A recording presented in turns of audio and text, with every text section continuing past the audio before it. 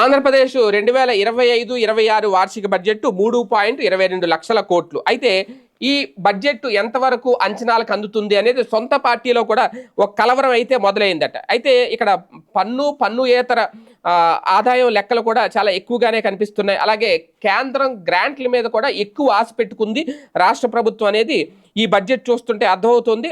ప్రధానంగా గణాంకాలు అలాగే లక్ష్యాలు కేటాయింపులు అన్ని ఘనంగానే ఉన్నాయి. కానీ 3.22 లక్షల కోట్ల బడ్జెట్లో పేర్కొన్న కొన్ని అంచనాలను అయితే అందుకోగలరా అనే సందేహాలు అయితే వస్తున్నాయి సొంత పార్టీ నేతల్లో కూడా.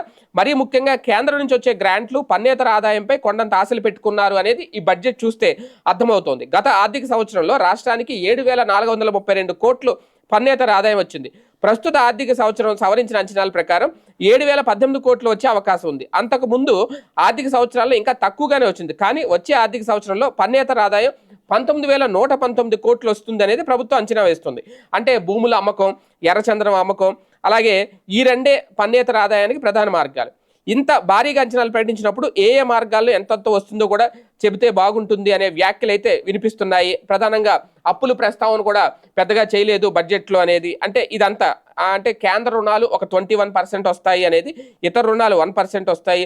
సెక్యూరిటీల విక్రయం ద్వారా 77%, డిపాజిట్లు ట్రాన్సాక్షన్ల ద్వారా 1%, ఈ ఎన్ని అప్పులు. అలాగే సర్కారుకు వచ్చే సొమ్ములు చూస్తే పన్నులు 50%, పన్నేతర ఆదాయం 9%, గ్రాంట్ ఎయిడ్ 15%, కేంద్ర పన్నుల వాటా 26% వచ్చే అవకాశం ఉంటుంది. కానీ ఖర్చులు చూస్తే అలాగే రెవెన్యూ వ్యయం చూస్తే గతానికి ఇప్పటికే పొంతం లేదు అనేది. అందుకే అంచనాలు ఎంతవరకు అందుకుంటుంది అనే కలవరం అయితే సొంత పార్టీలో కూడా మొదలైంది ఈ బడ్జెట్ లెక్కలు చూసిన తర్వాత.